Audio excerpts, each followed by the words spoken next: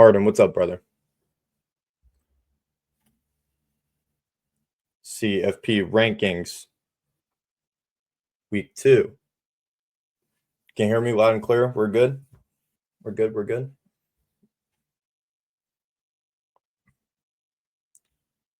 Ranking show just getting underway on ESPN. Do a live reaction to start the show. Casey, what's up, brother? How are you?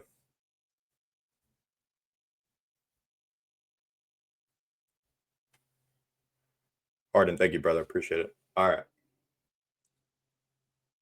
Gotta get this ranking show started. Ooh, what a weekend of college football. I was on hand for Indiana at Penn State, unfortunately. So, witness that firsthand. Hell of a play. Hell of a game.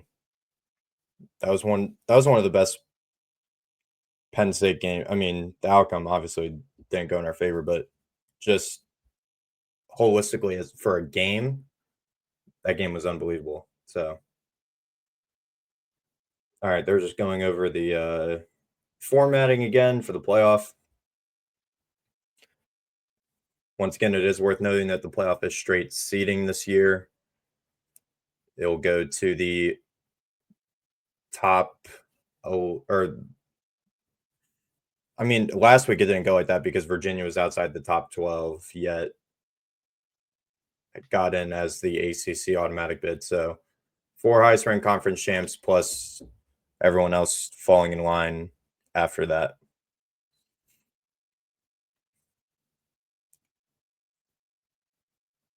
Roddy.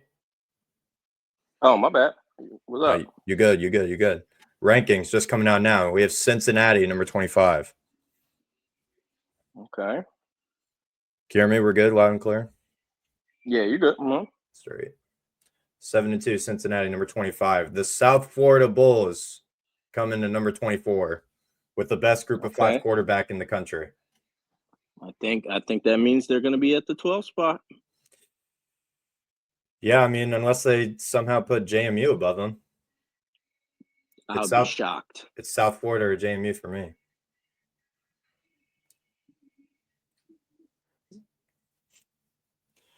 What's up, Roddy? How are you? I know you just got in here, but living the dream, man. Ready to see this top 25. For sure. I'll see. How the fuck is Tennessee still ranked? Tennessee comes in at number 23. Yeah, man. They love them. Committee love them.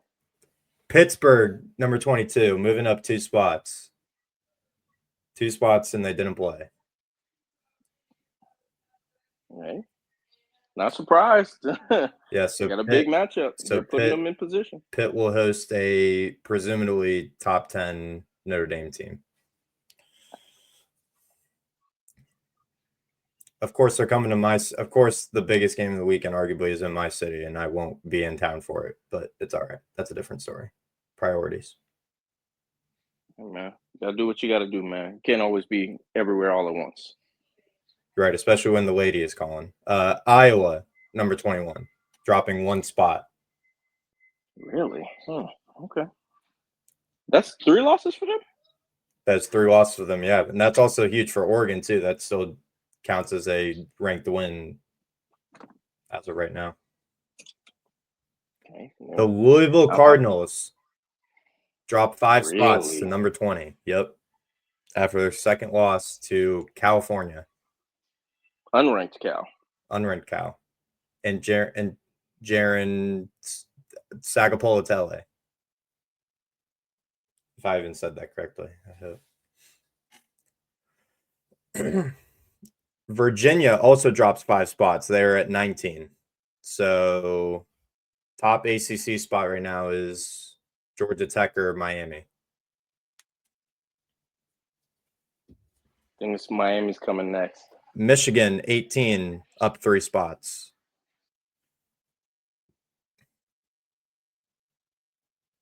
Go on the road to Northwestern. Now, they do play at Wrigley this weekend, but don't overlook Northwestern. That's all I'm going to say for right now, because I overlooked Northwestern as a Penn State fan, and we got beat. So hung around with Nebraska a couple weeks ago. The Southern California Trojans at number 17, up 2 spots, 7-2.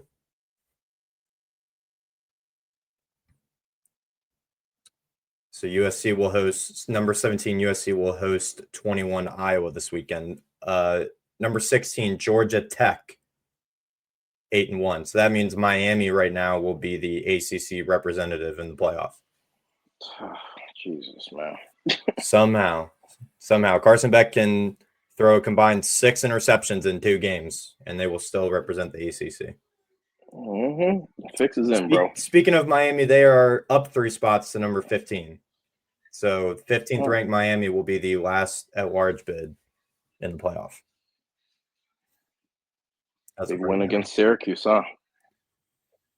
I mean, it is Loyola Syracuse with that man Fran Brown at head coach. Did you see that video of him with what's his face, Michael Irvin? Nah. What did he say to him? I saw it was kind of like controversial. They shook hands after the game, and he was basically just talking shit to Michael Irvin. I'm like, bro, you just got your ass beat. I'm like, you have no room to talk, especially to one of the greatest NFL receivers of all time. Like, what are we doing? Hey, man, my coach is shameless. I wouldn't mind him back at Georgia, but my coach. Number 14, the Vanderbilt Commodores surviving Auburn this past weekend in overtime.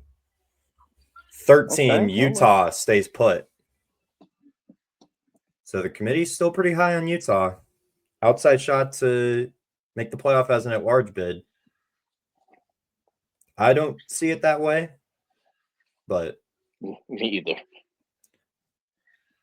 I mean, at this rate, BYU and Texas Tech are playing each other again for the Big 12 championship. I think only the winner of that game will get in. And Utah's 12? Utah is 13. Okay, so BYU might be right here. BYU will be around here, yeah. But of course, you can't put Utah above them because Utah lost them head-to-head. There you go, BYU, number 12. Yep, that's what I thought. Dropped 5 spots. So 11 is probably going to be Texas or Oklahoma. I think it's going to be Oklahoma. They're going to put Texas at 10. As I say, whoever was lower last week is probably. So we're going to get a top 10 showdown in Athens. We are. Yes, we are. Oklahoma, number 11. We will have a top 10 showdown between the hedges. Somehow Texas is back in the top 10. Who would have ever saw that coming? Not me. Yeah. Telling me. Well, no, I actually knew it, but it's okay.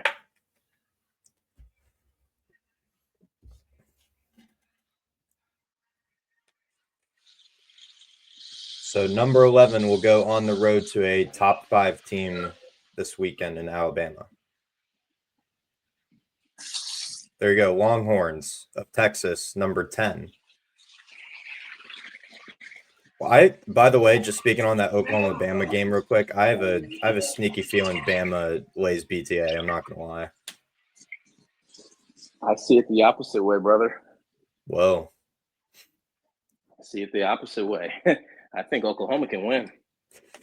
Yeah, I mean, Oklahoma's defense didn't really look great against Tennessee. Still gave up a shit ton of yards and still somehow found a way to win. Yeah, but I think easier offense to defend. No run game. No run game whatsoever for Bama. There was a combined 109 rushing yards in that game on Saturday. Yep. So. Yep. Notre Dame at number 9. Go on the road to number 22, Pittsburgh this weekend. Oregon up 1 spot to number 8. Coming off a huge win at Iowa. We'll play Minnesota on Friday. So then Texas Tech, Ole Miss, and us are next. Yep. Ole Miss dropping a spot to 7, so they put Texas Tech up a Really? spot with that win. Really? I mean, yeah, top 10 win at the time. Yeah, Texas Tech, number 6 in the country. Okay. I'm not mad at it. So for perspective, they view Tech. So they have Texas Tech a whole 6 spots above the next highest ranked Big 12 team in BYU. Okay. I mean, then they beat them in that fashion. Yeah, they whooped his ass. They whooped their ass. Yeah, just Hold like on, I'm gonna say. the whole country was on. Texas Tech was going to belt them, and they did.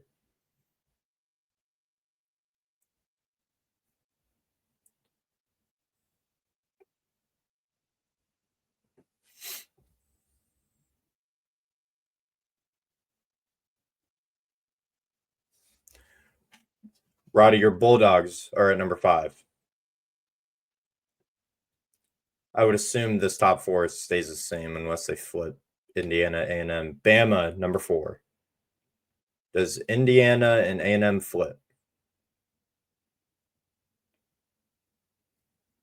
Wow, they kept A&M at 3, Indiana 2, and Ohio State number 1. All right. Wow. Well, all right. There you go. Can't say I'm shocked. There you go.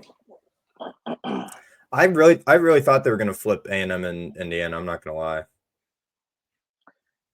I think, if it was at home, I think it would have happened. Given it was on the road, I think they, gave it a little. Because what? You went, so you would know. Was it sellout crowd? It was not probably at least half the student section was empty, I would say. Oh, Jesus. Okay. Yeah, the normal like seating for fans was pretty full, I'm not going to lie. I mean, there was a good turnout of Indiana fans. Very good turnout. All right, so now they're just going through the bracket. So I can tell you the matchups. So as of right now, South Florida, ranked 24th, would get the G5 spot. They would go on the road to Georgia in the first round. 15th ranked Miami, the current ACC representative, would go on the road to Texas Tech. Texas, number 10, would go on the road to Ole Miss. And the Fighting Irish and Notre Dame would go on the road to Oregon in the first round.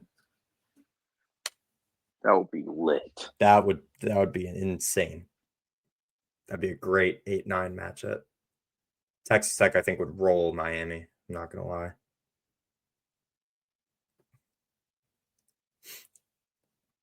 Busy B, what up, my guy? Ole Miss, Texas, so you're already eliminating one SEC team in the first round? Wow. So the winner of Notre Dame, Oregon would play Ohio State in the second round. Georgia would beat South Florida, then play Bama.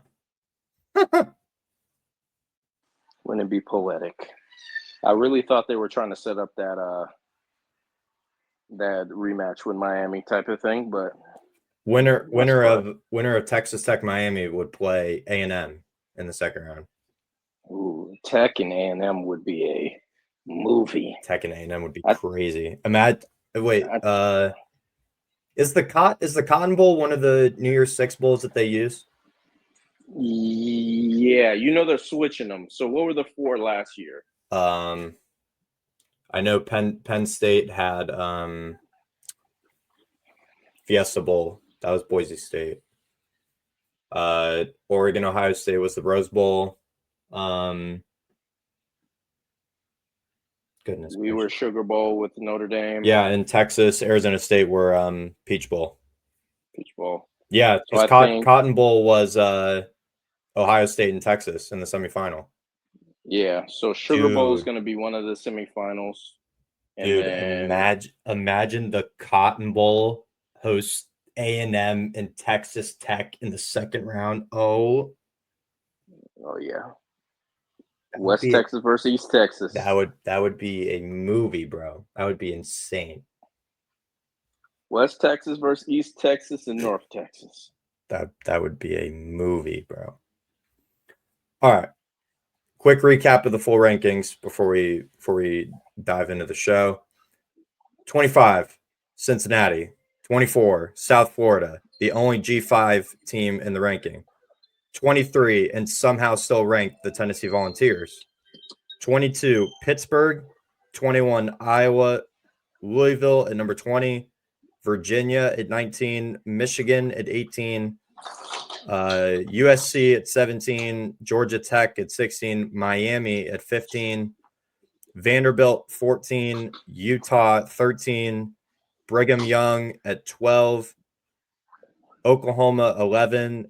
Texas 10. Notre Dame 9. Oregon 8. Ole Miss 7. Texas Tech 6. Georgia 5. Bama 4. A&M 3.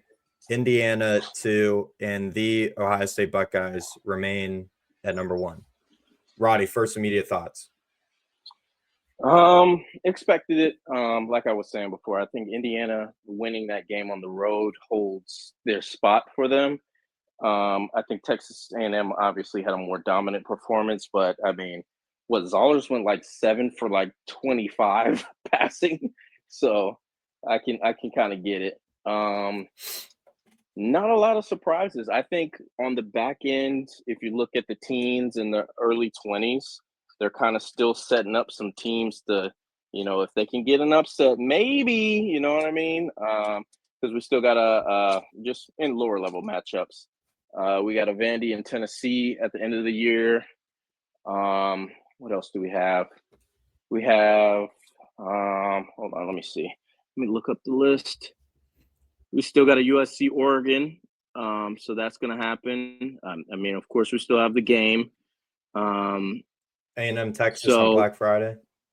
Yeah, A&M in Texas. That might not mean anything after this week, but True. Got Oklahoma and Bama this week, so that's going to be huge.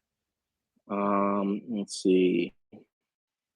I think Texas Tech is clear of any matchup. BYU and Utah are still clear of any matchups. Mm-hmm. Georgia Tech, they still got to play us on Black Friday as well. So, maybe. But yeah, man, I think I don't have any egregious ones to me. What about you? Right off the rip, I mean, the only egregious one is Tennessee. Still have no clue why Tennessee is ranked. Kind of surprising, the parity between the two Big 12 teams at the top. I mean, I get that BYU and Texas Tech just played, and Texas Tech just beat the brakes off of them. But to have them at now a 6-spot gap, that clearly shows the committee really only thinks that one Big 12 team is going to get in, I think. Yeah. Because you have to look at the rest of BYU and Utah's schedules. BYU has TCU this week. Utah, I believe is on a bye. But still, I mean, their schedules the rest of the way aren't really anything crazy. So that, I feel like that win, barring they don't lose the conference championship game, I feel like that win for Texas Tech on Saturday basically solidified their spot in the playoff as the Big 12 rep. I think that was their last test. Even if I think they win a close one to BYU, yeah, I think they get in. Yeah. I mean, I put out, I'll put it up in the Jumbo real quick because I put it out earlier today. I still think Vandy has a very good shot to be the last at-large spot, solely because of their resume. They do have 2 losses, yes, but at this rate, if Tennessee stays ranked, you go into Neyland at the end of the season and win that game, I think they have a shot at being the last at-large spot. I currently have them just slightly above Georgia Tech. I also have JMU as my G5 rep right now. I mean, I was back and forth between them and South Florida. It's really just who you prefer, who you think is the better team. Yeah, I mean, my updated rankings were pretty spot on, other than I had Georgia Tech in as the ACC rep, only because I think they will win the ACC at this point. But yeah, I mean, for the most part, nothing too crazy. Again, I think the ACC is also still one big league. It's really going to be between Miami or Georgia Tech, at least based on these rankings. Maybe if Pitt, wins this weekend, gets a huge win out of conference, and then runs the table, because I think they only have one loss in conference right now. So, yeah, and I mean, other teams at the top keep getting like resume boosters for teams that they beat. So like Oregon just beat Iowa. Iowa's still ranked, so that looks like still a great win on Oregon's resume. Just trying to look at other teams who beat each other. Obviously, Texas Tech just beat BYU. USC plays Iowa this weekend, so if USC gets another huge win against a ranked opponent, they will keep going up. And that just looks like a great win on paper.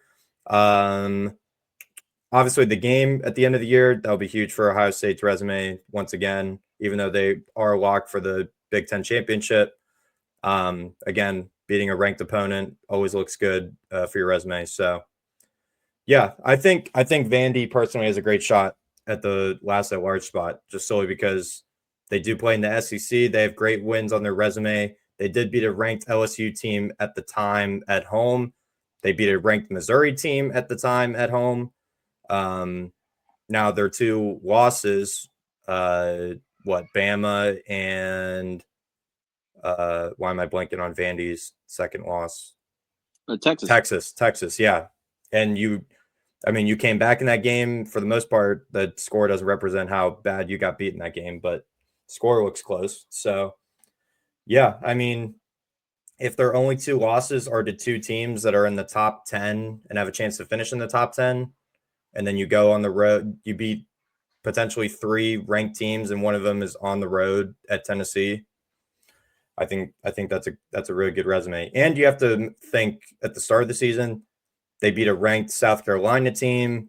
They went on the road to Virginia Tech, which is never an easy place to play, and beat the brakes off of them. So, I mean, I think Vandy's resume stacks up pretty well against the teams around them. Personally, I think their resume is better than Utah's right now. I potentially think their resume is even better than BYU right now, just solely based on the competition that they've played. I mean, what's BYU's best win right now? Probably Iowa State. Utah? I mean, yeah, Utah. Yeah. I mean, but you beat them by 3, and that game was at home.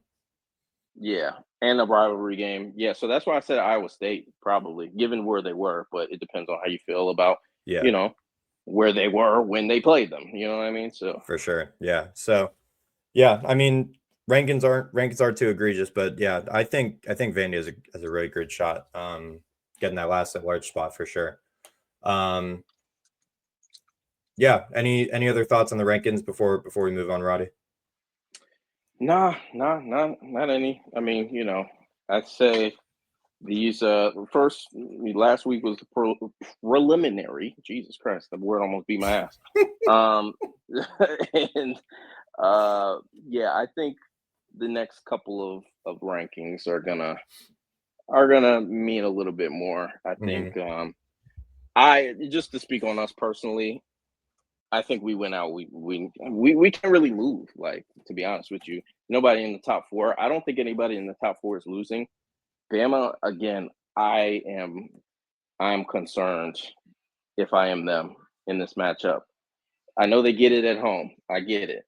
They're very hard to beat in Tuscaloosa, but we'll go over this week, so don't worry. We'll get to it. Yeah, for sure.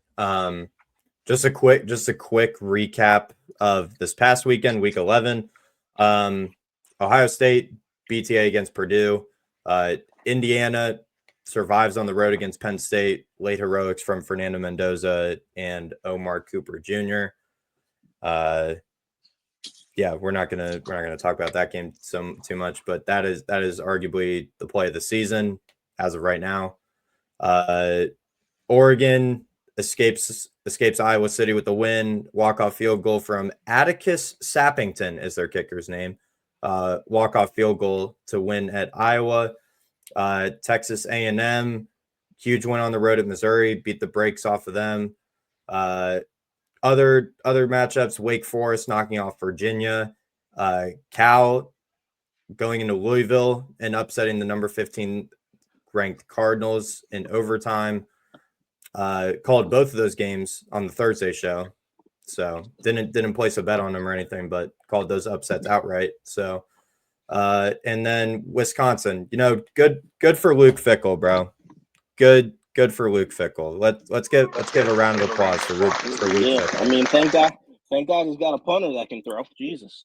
I mean, yeah, when your punter's your leading passer, that's a problem. But it's enough to beat then 23rd ranked Washington 13-10. Fall off from them. Yeah. Georgia on the road to Mississippi State. Everyone thought it was going to be a trap game, especially look ahead spot to Texas this coming week. Roddy, you guys took care of business pretty handedly. I'm not gonna lie. From what I watched of that game, when that line started moving, like it started at 7.5, like on Tuesday, and went to about 8.5. I said, "Oh, okay, I know what time it is. I'm gonna go ahead and get in on this 9.5." And yeah, man, look, complete win. Gunner's gaining his confidence week by week. For sure. Yeah. Still making mistakes, but of course, he's a young guy. But I think coming back next year, man, that's going to do him wonders. So we'll see. But good win.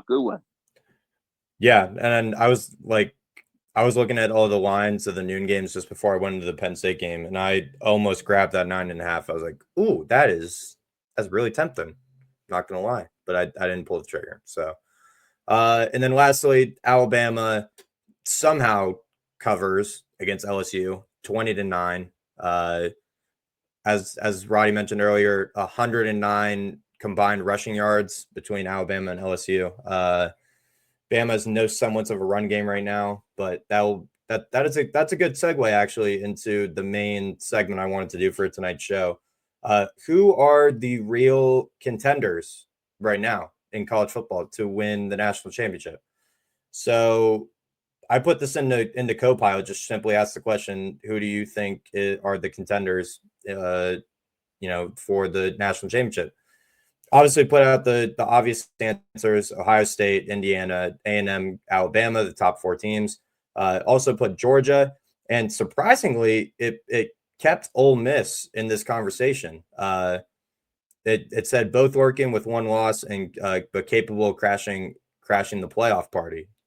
That's what Copilot said. So was kind of surprised it kept Ole Miss in that conversation, but I guess based on rankings, it had to put them there.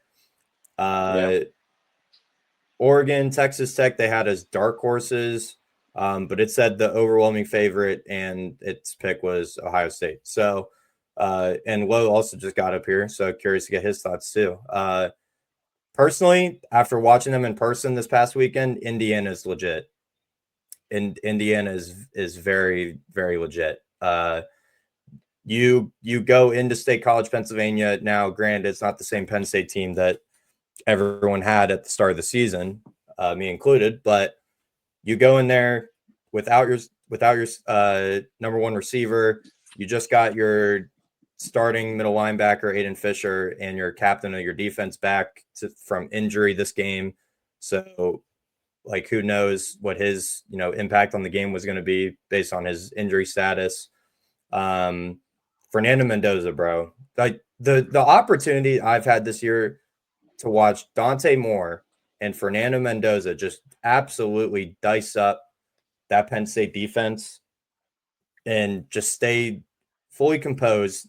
Didn't even break a sweat, it looked like. Going into that hostile environment, who says Indiana can't go on and make a run at the national championship, bro? Fernando Mendoza is really like that. He might seem corny. He might seem corny in his interviews and everything. Some of the plays he was making, just the awareness to get the ball out under pressure. He was pressured on 29 of his 30 dropbacks against Penn State. 29 of 30. and he still only had, I think he only had 1 or 2 incompletions. Like, yes, he had a costly pick late in the game that almost led to their loss, but still, like, just his awareness to get the ball out, take what's given to him, throw it away. Like, I don't like he only got sacked, I believe, 2 times, 2 or 3 times.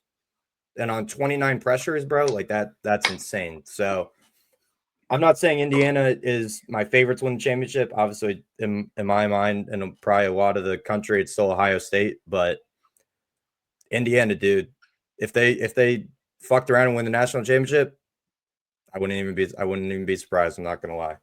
Uh, curious to get your thoughts, Roddy and Lo. Welcome up. Yo, Lo, you can go first. I jumped in late. I'm late as hell. You're good. You're good. What's the talking point? So I was bringing up who we thought would be like the real contenders for the national championship right now. Not even just based on rankings, just who you think are the real contenders to win it all at this point.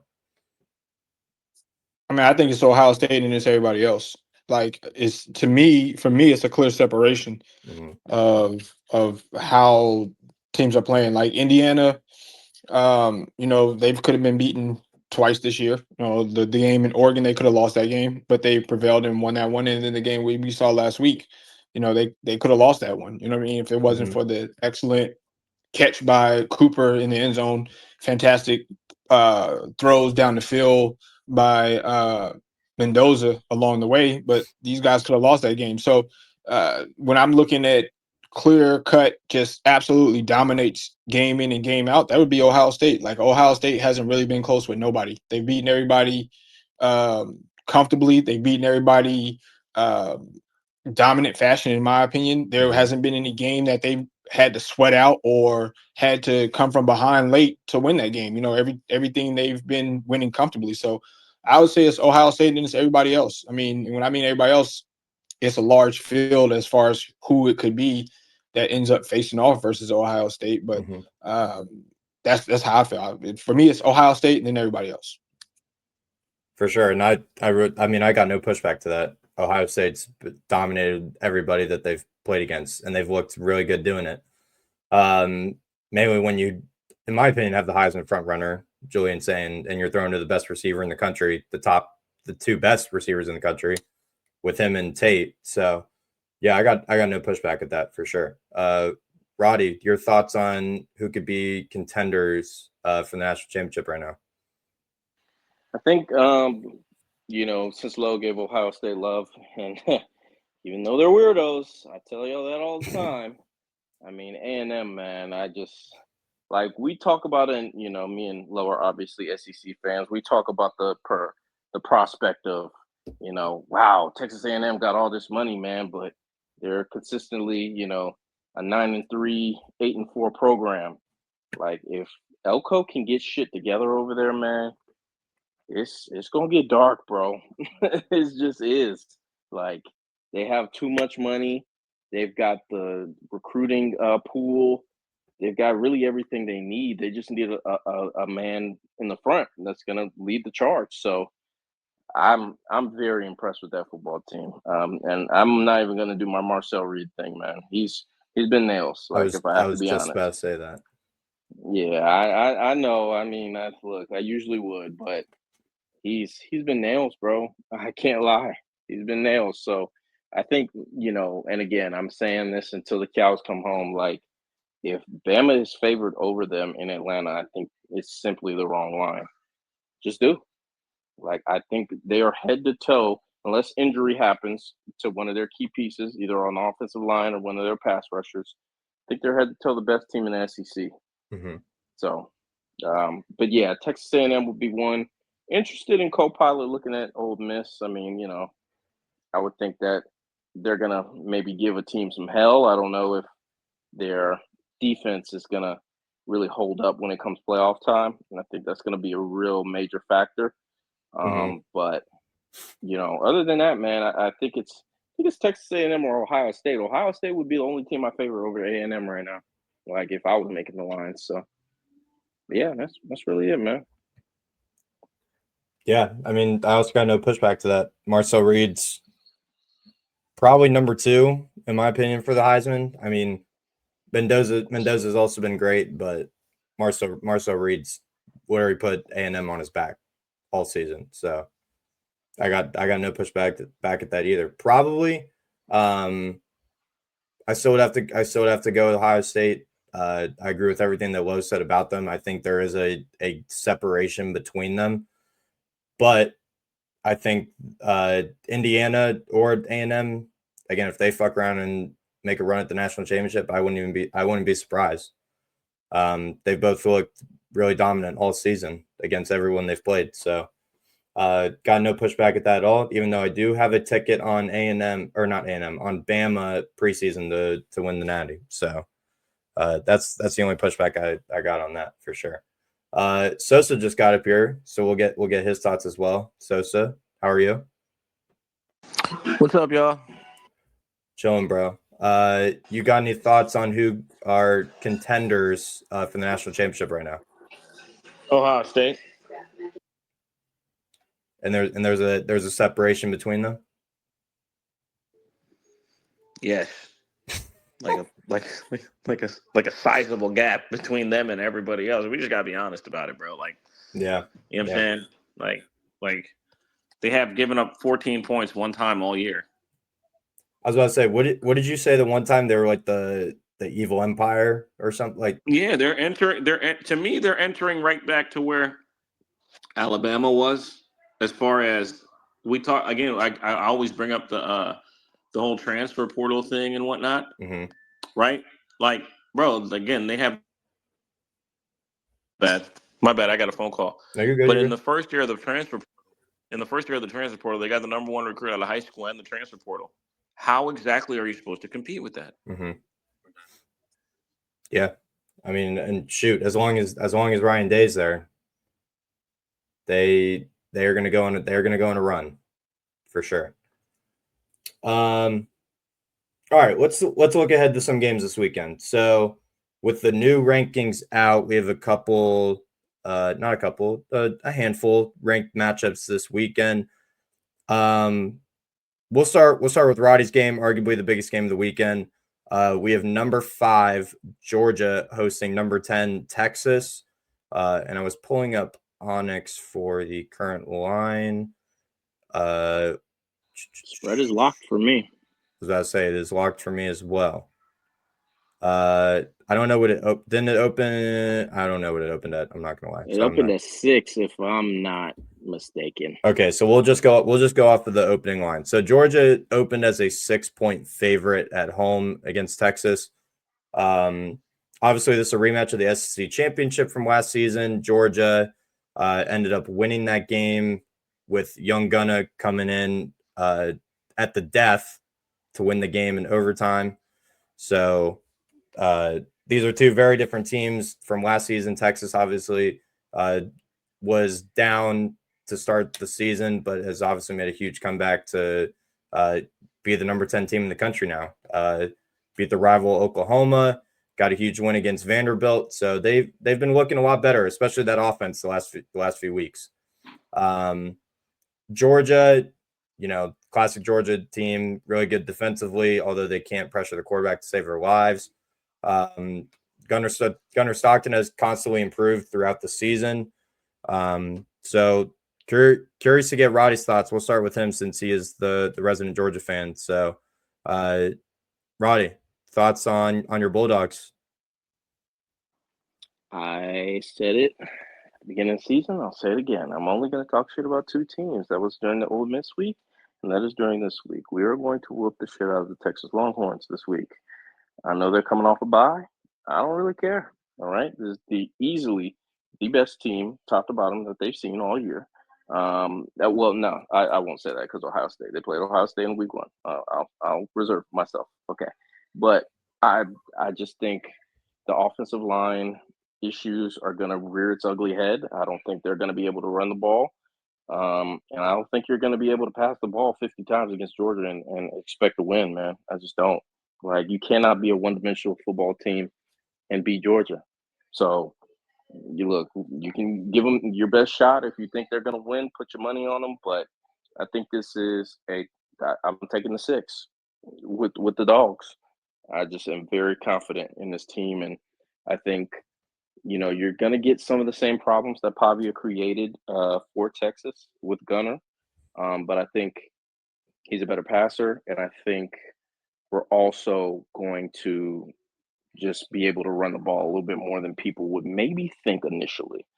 So I got Georgia. I got them winning around like 27-17 dogs. You want to do your best impression of a bulldog? Oh no, that's for Saturday. Don't worry. I gotta get hyped up, man. You know what I mean? I gotta get hyped up for that, man. But when Saturday comes and the lights get bright, I'll be ready. Don't worry. Trust me, I believe you. I've heard your Atlanta Hawks impression. Trust me, I know. Immediate thoughts on Georgia and Texas coming up. Yeah, where's that game? Is that game in Georgia? It is at Georgia, yes, sir. You gotta give me the Bulldogs, dog. It's tough to go in there in between the hedges and win a fucking football game. Just is. Facts. And on top of that, I haven't been impressed with Texas on the road. Now, if it had been at Texas, different story. But I haven't been impressed with Texas on the road. I think their two losses came on the road this season that they have, right? If I'm not mistaken, Ohio State, and then they went on the road and lost to who else was it? Somebody who's on the road. But I like the dogs here in this spot. I think which I said number 6.5. I was gonna say it's locked for me right now in Onyx, so I can't see. Yeah, but the 6.5 is like -109, so it's about 6.5. But that was Florida low that they lost to second team. The second team was Florida. Yeah. Okay. Yeah, that was on the road And that was on the road too, right? That was at Florida. Yes. Yep. Yeah. So I don't trust Texas on road. Once again, if it was in Texas, cool. We could have it could be a conversation, a potential for Texas to win that one. The only thing that scares me with taking the dogs in the 6.5 points, I would like to believe that the dogs do kick their ass, but I've seen the dogs where they do just enough to win football games. And as Sosa has alluded to before, that's all that matters. You know what I'm saying? When these coaches are looking at it at this time of the year, they don't give a fuck about the spread. They don't care about blowing you out. And it's a quality opponent. You don't have to win by fucking the spread. You don't have to win by double digits. Get the job done, win by 2 points, get out of there, and it's a quality win. So I don't know about the spread, but I do like the dogs because it's hard to come into Georgia and pull out a win. For sure. Sosa, thoughts on the Longhorns and the Bulldogs? Give me Texas. I think Texas Whoa. has found their footing. I think Texas has found their footing. I think their defense is still the best one in the SEC. Prove me wrong. You're going to say Alabama, right? Nope, I won't. You're going to say Georgia? You're going to say A&M. You're going to say A&M because of the pass rush, right? No, I think I'm asking. No, I'm asking. I'm just asking because here's the thing, bro. It's like I think that if Texas' offense is functional, they're good enough to beat anybody with what they can bring on defense. They are, and I think that this week we about to find out what they're really made of. They're 7-2, right? They're 7-2. Okay, the last 2 games have been probably their worst 2 defensive games of the season, and they've been able to score enough points. I mean, I think they give you guys. I think they'll give you guys problems. I don't think it's some like foregone conclusion that Georgia just walks through them. I mean, it's interesting too that you're confident or on that side to the point where you're like that. I think it's the complete opposite, my friend. I don't think it's an easy walk there. I think Texas will give you guys hell. I heard the same thing last year. Yeah, but the thing about the old days is they're the old days. Absolutely, I agree. Look, I think Texas is a formidable opponent. I'm not gonna sit there and say they're fucking Austin P or Marshall, but then again, you did struggle against Marshall. Yeah, I mean, yeah, cool. You know what I'm saying? But it ended up being a win at the end of the day. You know what I mean? So You're right. All that matters is you win the game. I think Sark's offense is not hard to game plan for, man. And we've seen that. Like, they have, and that's why I had so much debate last week about Texas and Utah. Like, yes, Sosa, I will agree with you. They have the best loss, but they also got the worst loss too in the top 10, easily, by far, bar none. So I'm just saying, I get it. I understand why people on Texas, and I wouldn't be mad at you if you bet on Texas. I just think we finna beat their ass. Yeah, and again, I'm not mad at that. I'm not mad at you being a Georgia fan. And listen, there's not a ton of reasons to believe in Texas, but I just don't. I just think that I think that they're a better football team than some of the play that we've seen has suggested. That's all.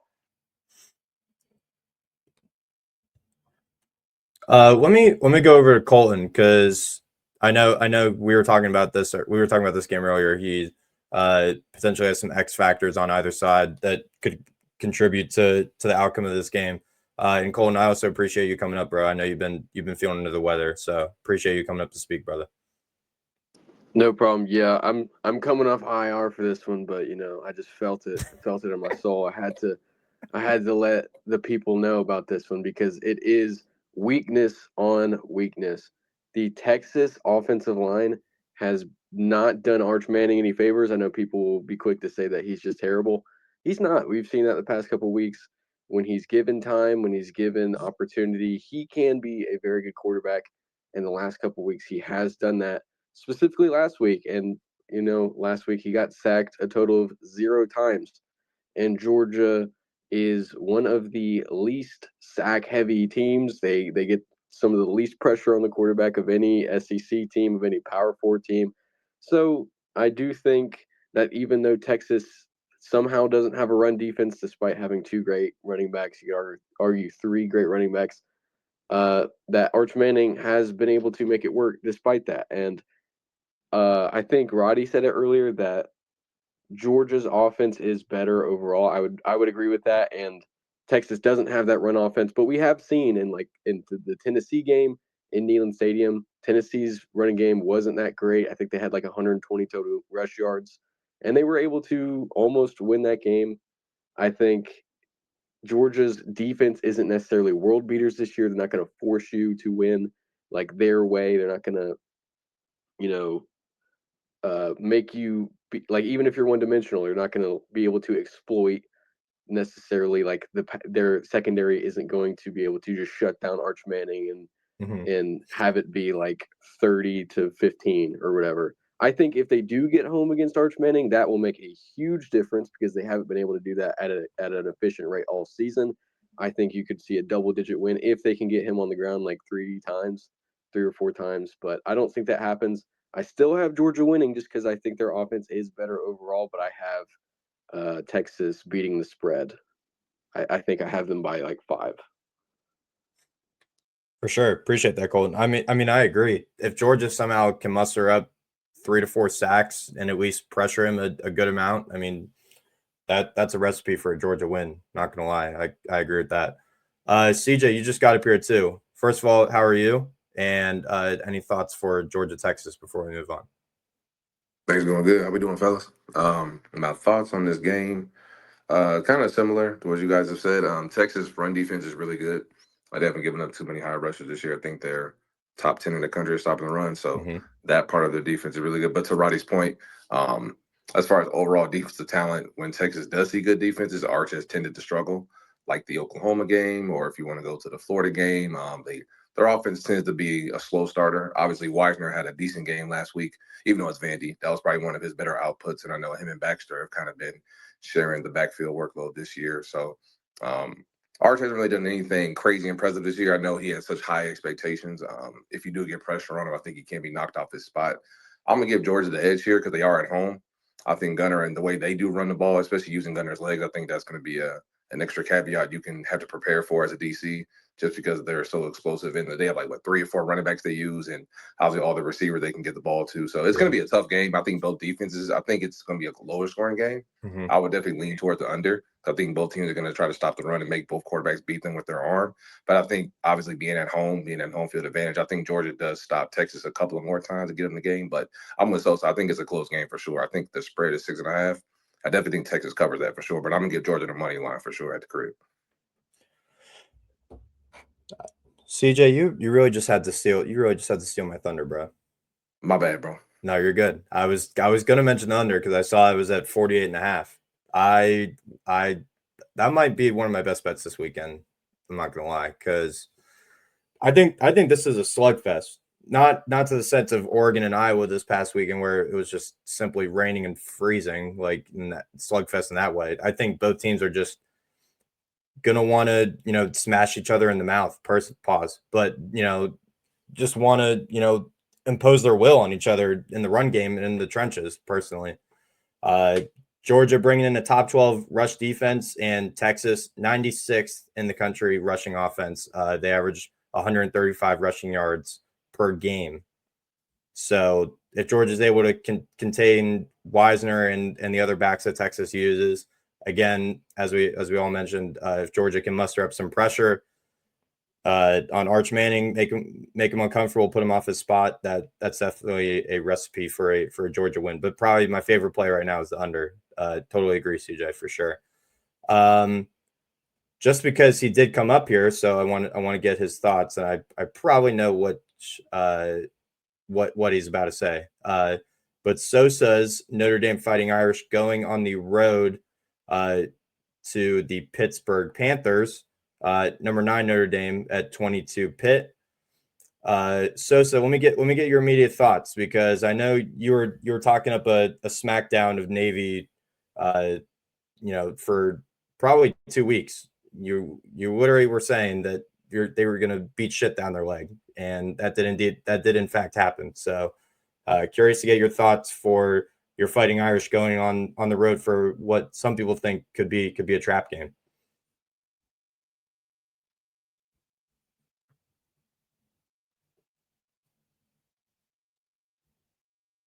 Bet money line. Oh no, I guess not. Yeah, he's good. He's good. Hey, Roddy, what do you think? Notre Dame at Pitt. Yeah, I sure. I mean, I can understand. Numbers 11.5, by the way, for the speakers. Yeah, man. That's why I'm like, oh. I get what Pitt did against Florida State, but hey, I told y'all Clemson was going to win last week, and they did. I just think Florida State is a lonely dog. I like what my guy Pat Narduzzi is doing over there, but I don't think they get over it. I think they'll be able to run the ball at will. They have the two-headed monster in the Jadarian Price and Jeremiah Love.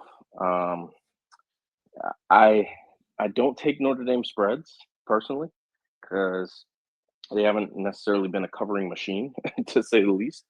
But I like Notre Dame in this spot, man. I think they probably skate until it's playoff time.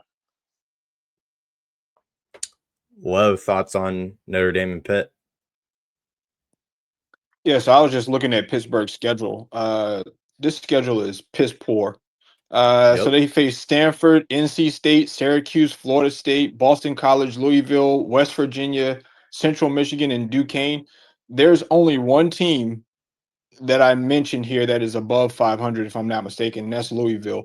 The rest of their opponents are under fucking 500. If you look at Pitt right now and you see them at 7-2 and you just read record, you'd be like, damn, this is a pretty good football team. But when you look at who they faced this season, I mean, they've had a damn cakewalk. All right, this is terrible. And the one challenging team that they went up against, Louisville, they lost to. And then they lost in that rivalry game to West Virginia. This is another spot where I almost feel like BTA with Notre Dame. Notre Dame's schedule, when you look at who they've played, they've had way stiffer competition. Even though they beat shit down Navy's leg, this still is a Navy team that has played pretty good football this year, but they haven't played any good defense. But they've had to go up against USC, Boise State, Texas A&M, Miami. You know what I mean? So Notre Dame's strength of schedule has been way, way tougher than what Pitt has seen. I do like what Pitt has been doing here as of recently. Their quarterback looks fantastic. That freshman off the bench looks good. But I think that Notre Dame wins this one. Notre Dame knows what's in front of them. They know they have to win with style points. They know they can't afford to lose any more games also, or they're out of the playoffs completely. But not only that, but they also got to win these games with style points. So because they don't play in a conference that they don't play in a conference, they don't have a conference championship game. Yep. So they know they got to keep winning this with style points. I like Notre Dame here in this spot to continue, putting belt to ass to his opponents. So I'm laying the 11 or 10 and a half. It looks like 11 and a half right now on FanDuel. Shop around for that for sure. I know there's other books that has it at 10 and a half, but I think that they do get the job done. I think they win by 2 touchdowns or more. Appreciate you. Sosa just got back up here, so let me get his thoughts on his Irish. Yeah, listen, I don't even at this point. I don't think stop points matter. I think we win today. The next 2 games are a relative walkthrough, and the committee has no chance of leaving us out at this point. Just as long as we win, I don't even like. I think that we're the better football team. I do like Pittsburgh's young quarterback. I don't think he'll be there next year. I'm pretty sure he'll hit the transfer portal. Yeah.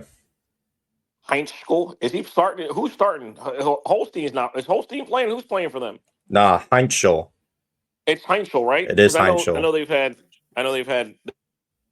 a couple. It's not necessarily issues, but some stuff going on there. They benched Holstein for the true freshman, and he's been cooking.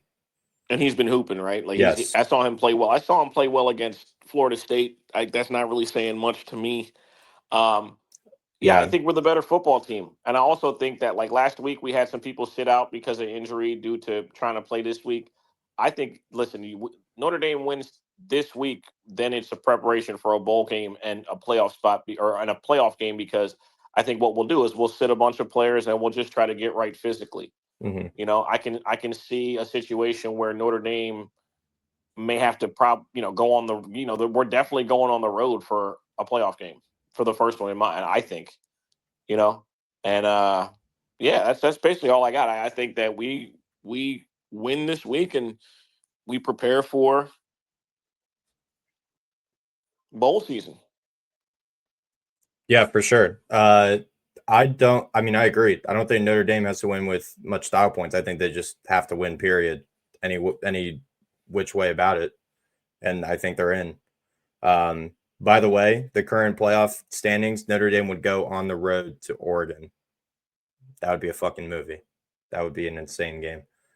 Let me go over to Colton and get his thoughts for this game with Notre Dame and Pitt. Notre Dame laying the points. There you go. Short and sweet. I like it. All right, bro. Who haven't I got to? CJ?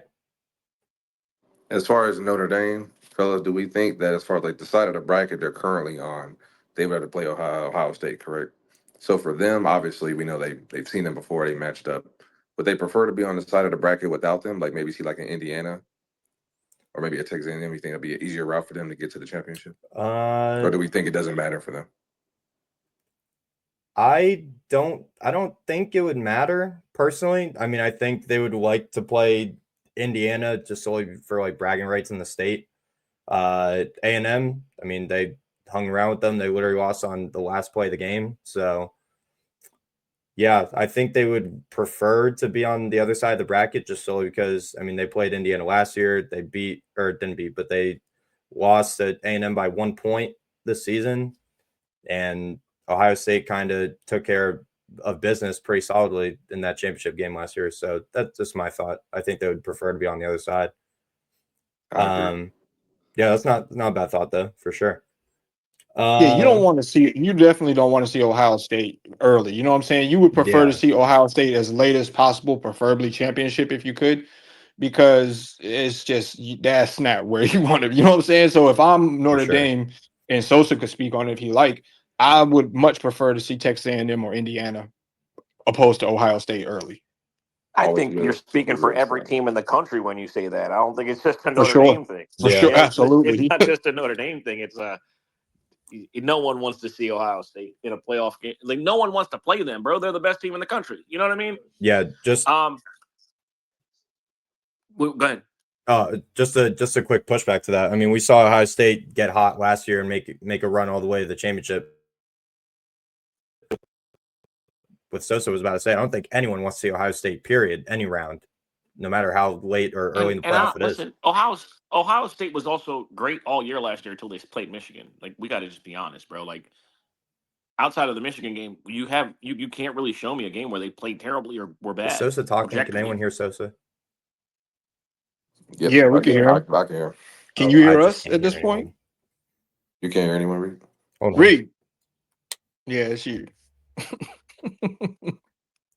Go to the other phone, brother. No, those were my exact thoughts. With Oh I boy. feel like I'd rather play a team like that I've seen before, especially two teams on that side. You have film on them. Obviously, you can go out there and make adjustments. They can probably do something different you haven't seen before. So that'd be a much better matchup for them too, especially rather than playing Ohio State in the second round. That'd be a terrible matchup. And Ohio State too. Also, by the end of the season, it won't matter. You know what I'm saying? Because that's not where they'll be. By No, the end of the year. I agree. Y'all be higher You know for what I sure, mean? for sure. Yeah, not even if they're not. It's like I don't think those will be the matchups. Yeah, things are gonna move around. Absolutely. You know what I mean? Like, how do we view Indiana? What if Indiana beats Ohio State in the Big Ten championship? What if that happens? You lucky Jones ain't We here. don't. No, I'm just saying. I'm just like I'm just putting that out there. You know what I mean? That's the game, though. You know, you're right. That's the matchup. If Indiana's going to slip up, like looking at their schedule, that's the only game I can realistically see them losing. Like they got Purdue the rest of the way. They don't have any teams on their schedule outside of the Penn State one. No disrespect, Reed. That was the one they could have lost, and they won it. So, yeah, I mean, all right, I'm just gonna be straight up. They should have lost that game, bro. Like let's they should have. Let's be fully honest. You definitely should have won for sure. Yeah, but that's how it goes, right? Like it's a game of inches, and that's what it is. But again, like what Ohio State showed us this year, bro, it's gonna take something special to beat them. I ain't gonna cap. Yeah, you're gonna have to get a team's A++ effort to beat them. That's for sure. I think just you need them to make a couple of mistakes. They not making mistakes. Turnover. You got to get a turnover. That's the problem. Yeah. It's like if you can get a couple of turnovers off them, cool. But you can't. The motherfucker Julian Sanders on pace to break the record for best completion percentage in the history of football, college football. Yeah, I was about to. I don't know if it updated against Purdue. I would assume it didn't. But you want to know how many times he got sacked? He's gotten sacked this season. Less than 10. 3. Again, I don't know if it updated against Purdue, but going into that game, it was 3. Yeah, just ridiculous. Just real quick on pretty good. Yeah, pretty good. Real quick on that Indiana thought. Yeah, I mean, I think it just shows that they are capable of winning really any style game. I mean, obviously they've blown out majority of the teams they've played this season. They have the ability to go on the road or in a hostile environment, like at Oregon, and capable of winning a game. They're capable of going in a hostile environment and coming back after not having your best performance, and winning a game at Penn State. So I think it just shows that they're, I guess I want to say like a variable team. And I mean that like they can win any style game, whether it's a blowout or, a close like fist fight. So that's all I meant by that. One more game I wanted to preview tonight. I have a little bit of a shorter show. A lot of people have things to get to. It is a Tuesday. So just one more game for the panel to talk about. We have number 11 Oklahoma going on the road to number 4 Alabama. The line on Onyx, I believe, was 6.5. What I looked at earlier today. Someone can fact check me if I'm wrong. But Oklahoma going on the road to Bama. I don't know how. I really don't know. 6.5 right now, Reed. 6.5. Appreciate you.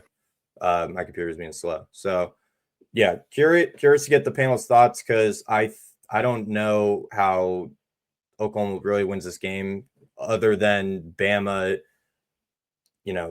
not having any sort of run defense, and they're facing a top 5 run defense in Oklahoma. We saw Tennessee be able to throw the ball up and down the field on that Oklahoma secondary and still came out with a win. So curious to get the panel's thoughts on it. I saw Colton put his hand up for a second, so let me throw the mic to him real quick. Yeah, I think you started off on a good note there. I mean, I do have Alabama winning this game just because I think they're built to last. They're a marathon, not a sprint kind of team. I agree. But I think there absolutely is a route for Oklahoma to win this game because, like you said, the run defense, but not only the run defense, like we saw. Obviously, this is week 1, and this is Florida State. We got to keep that in mind. Florida State is at dog now. I don't know what happened to them, but we saw them do exactly the correct thing in stopping the run, forcing Ty Simpson to pass, and then when you force Ty Simpson to pass, get pressure on him, and then it really moved him off his game. And obviously, he's looked a lot better since. But I think Oklahoma, one of the better teams at getting pressure on the quarterback, maybe the best team at getting pressure on the quarterback. I think they lead the country in sacks per game. So I think if you stop the run effectively, you make it 3rd and 7 every single drive, and then you get pressure on Ty Simpson, whereas he hasn't been under a ton of pressure and has been able to win in the intermediate with the run game being so effective. I think there is a definite disaster scenario for this game where Oklahoma can just. Okay, I mean, because we saw. I mean, Tennessee. Say what you want about Tennessee, their defense isn't great, but I didn't think Oklahoma had the offense to beat Tennessee. In all honesty, and they did. So I get Alabama's defense is really good. I do think they win this game ultimately, but I absolutely do see a world where if they do exactly what Florida State did in week 1 and can get pressure on Ty Simpson and not let their running backs just gash them for 6-7 yards every single play, that Oklahoma could win this game outright. For sure. Let me go Roddy next. Alabama better be careful, man. That's all I'm gonna say. I mean, we got to really look at, and this is my thing. Okay, as I've watched the tape, and I don't mean to be that guy because I watched the all 22, and I like there's a lot of coaching flaws there, man. Like there's a lot of 2 guys doing one job on defense and offense now. I watched the tape yesterday. It's 2 linemen blocking the same backer. There's issues with the run game, obviously, and that's contributing to that. So look, I get the Kalen DeBoer stuff. Like I understand why he got that job and why he's revered as a great coach. But Grubb and them, like Womack, they've had some fatal flaws this year, man. They really have. So I think Alabama can grit out a win, but this is probably going to be the toughest game like that they have all year at home, at least. Because I think Mateer, the one thing he can't do is turn the ball over. And that's why I can't confidently pick Oklahoma to win the game. Because I think he is due for a turnover. I think he will be a little bit reckless with his accuracy. And I think that's going to end up, opposing a Bama win. But I like the 6.5. I think this is going to come down to, I predict this to come down to 5.5. And that is obviously a dog line. My bad, I muted myself. So I wouldn't be shocked if they win. But I think they need to be careful, man. It's not good to. LSU has a better front than maybe people would assume because of how the seasons went, but they can't run the ball at all, man. That's not good. So give me Bama in a very, very close game, like very, very close. Yeah, this game, just for me personally, gives me vibes of the Texas game. You have a team that can't really run the ball effectively, but does have explosiveness at the receiver position. It's really just how does Alabama use the receivers. Like an X factor for me personally on Bama's side offensively is Horton, Isaiah Horton. I mean, he has the ability to take the top off the defense, just aside from Ryan Williams and Jeremy Bernard. So, I mean, you're relying on Horton out of the slot most of the time. So, I think if he's able to attack the Oklahoma defense, especially like if they're playing a cover two, and he just runs a cover two beater like a post or a seam up the middle, like he's gone if you hit him. So just a X factor on Bama's side for me personally. Let me throw it over to CJ. Thoughts on the Sooners at the Crimson Tide? I definitely think it's a close game. I know Venables will have his team ready to go defensively. For sure.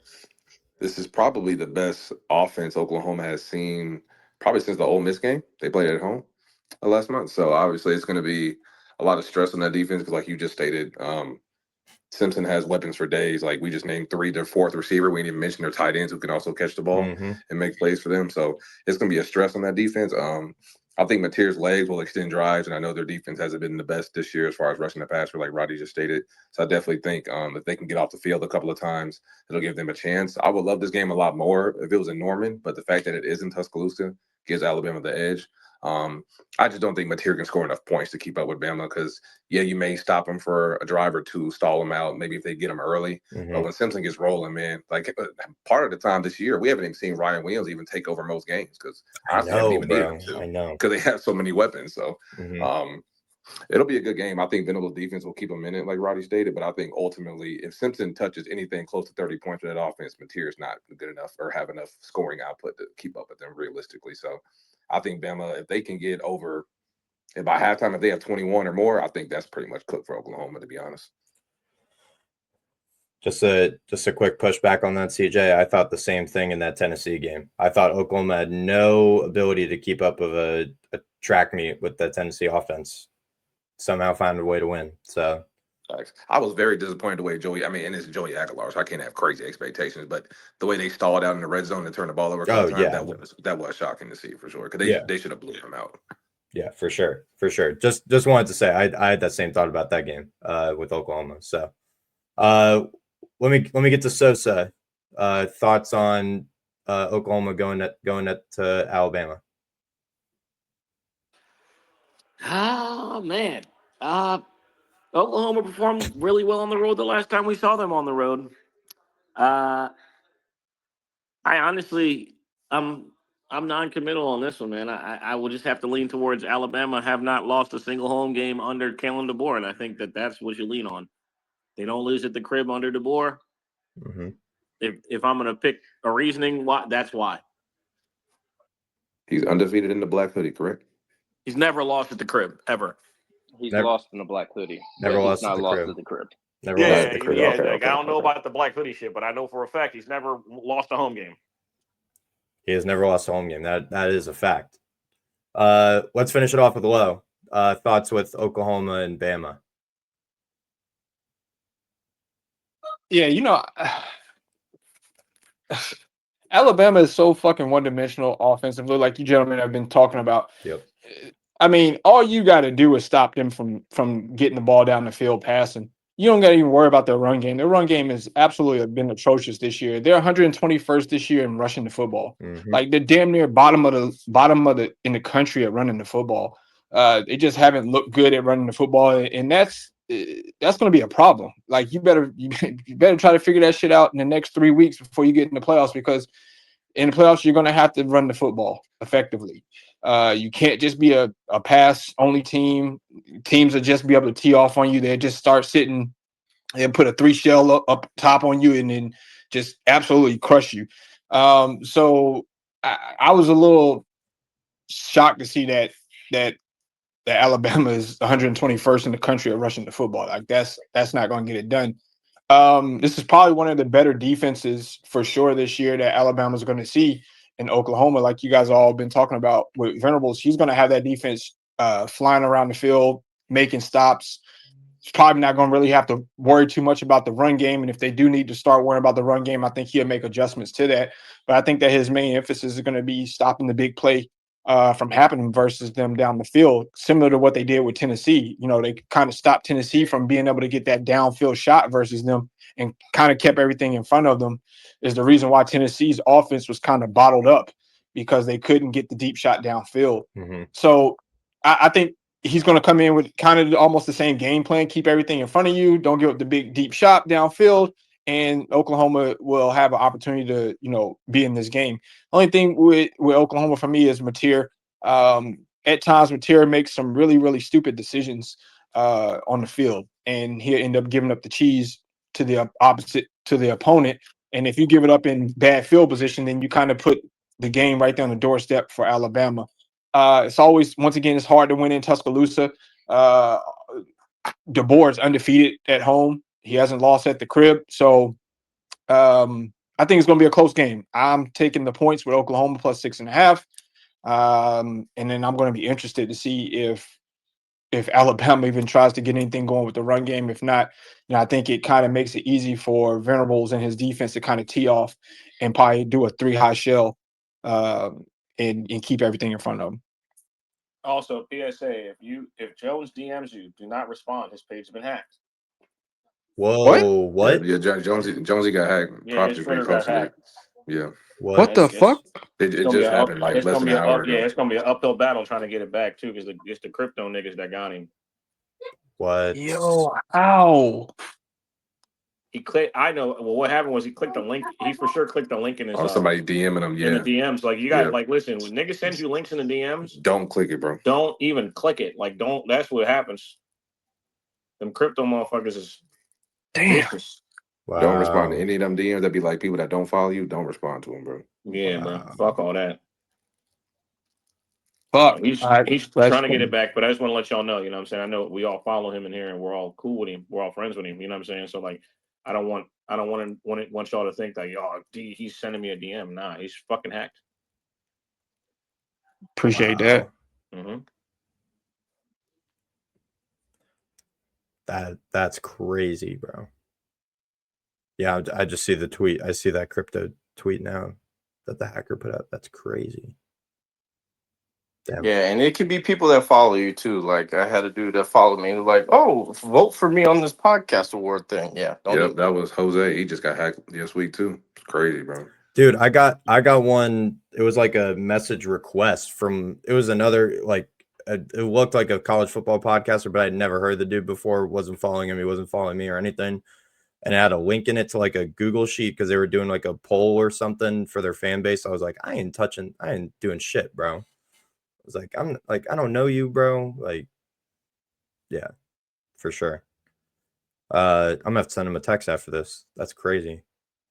Well, on that note, Low, Colin, CJ, Roddy, any final thoughts or games you want to preface real quick before we get out of here?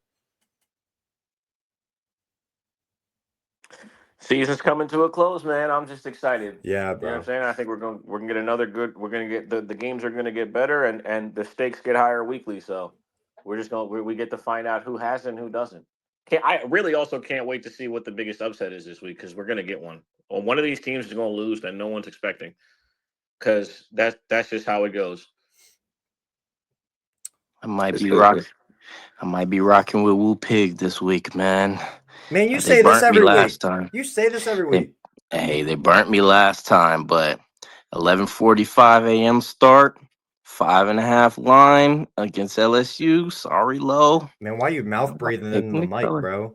Hey, my yo. bad. You know what I'm saying? I'm a little congested. It's a little cold out this month. It don't get cold in Atlanta. Shut up. Yeah, hey, it was 31 degrees today. Thank you. Anyway. He said thank you. I'm looking at New Mexico State's team total. Roddy, have you ever seen snow before, bro? Absolutely. It was snowing yesterday. It was flurries yesterday. All my life, it was flurries yesterday. That don't count, Roddy. We talking about real snow. Oh, yeah. Yeah, we're talking about at least like 3 inches on the ground. Snow on the ground, Roddy, not in the air. Oh, yeah. I used to live in Boston, so yes, I have seen real snow. Don't worry. I know what it is. What were you saying about New Mexico? I like their team total. I do. Where they I know it's going to be crazy. It's 9.5. They're playing Tennessee in Neyland. I know y'all gonna think I'm crazy. New Mexico or New Mexico State? New Mexico State. I know. Mm, Y'all gonna think I'm crazy. 9.5. A game that's interesting. Let me see. I'm about to look that lineup right here. I know. Go I know. Tennessee's wearing the like gray. I forget what they called them, but the gray uniforms. Yeah, the gray joints. Yeah. Yeah, we already went over that. Virginia Duke. That's gonna be interesting. Again, Miami. I'll have more 14. thoughts on that game on Thursday for sure, no doubt. Yeah, I gotta look at that. I think Texas Tech belt the ass. USC's probably gonna whoop Iowa. And there was one more that I wanted to talk about. Mississippi State and Missouri. Missouri's a 7.5-point favorite. I think they might whoop the shit out of Mississippi State, Missouri. I'm gonna be real with y'all. They definitely should, but we'll see. I think they're gonna whoop the shit out of them. All right. That's just me. All right, But that's you know how Sosa was talking about team potential getting upset this weekend out of nowhere? Might have found it. I think I found one too, but it's kind of spicy. Watch out for the North Carolina State Wolfpack on the road at Miami. Miami is laying between 13.5 and 14.5 points. NC State just put up 1 billion points on UVA a few weeks ago. Watch out for CJ Bailey, bro. That's all I'm gonna say. Can't wait to clip this on Saturday night when NC State pulls off a huge upset and eliminates Miami from the playoff. Speaking of UVA, Reed, can I interest you in Duke plus 5.5 home dog? I told you, Virginia. bro. That's one of my dogs this week. I might be on everything Duke this week. Haven't officially locked. Me and Loeb been betting Mensa's TDs all week, so that's been one of my favorite props. Dude, yeah, I should have.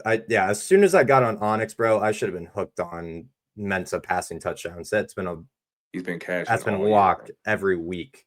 Yeah, I've seen that for sure. What else? What else is here? Roddy, you said Mizzou, right? Yeah, man. I mean, 7.5. everything Georgia brought to them, Mizzou's about to bring to them. The run game, the defense, I think Zollers is going to have a way easier time. And I don't. Shapen got hurt, so I don't know what his status is. He's hurt. That's nasty for sure. But the backup kid is like a 5-star, bro, or he's a 4-star. Like Kirby wanted him. He was talking about that in his interview. So I think it might be a close game. But well, Kirby also wanted the 5-star plus quarterback that just decommitted and flipped to Vanderbilt. So he didn't flip. Stop telling lies. Oh, sorry. I was just telling the future. My bad. And also, Reed, did you look at Navy USF? Any thoughts on that one? Or well, shoot. We think USF rolls. Shoot. What's the total? Like 64.5 or something? It's like the same number that it was for Navy and North Texas a few weeks ago. Let me see. I got USF by 10.5. When you look at a game like that, again, it was the same thought process for Navy and North Texas. Like there's going to be 1 billion points. Both these teams can't play defense. I don't know. I might take one of their team totals, to be honest, but it's at Navy. Dude, I definitely want to check weather to make sure everything's like nothing crazy or nothing. That and just talking from personal experience, like I've been to Navy games. Also, shout out my pops because it is Veterans Day. Shout out my pops, military veteran,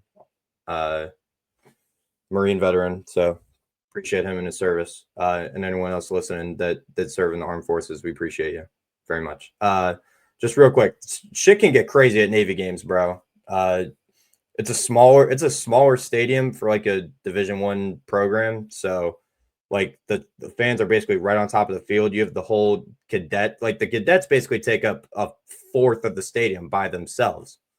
So I'm going to say shit can get freaky at Navy sometimes.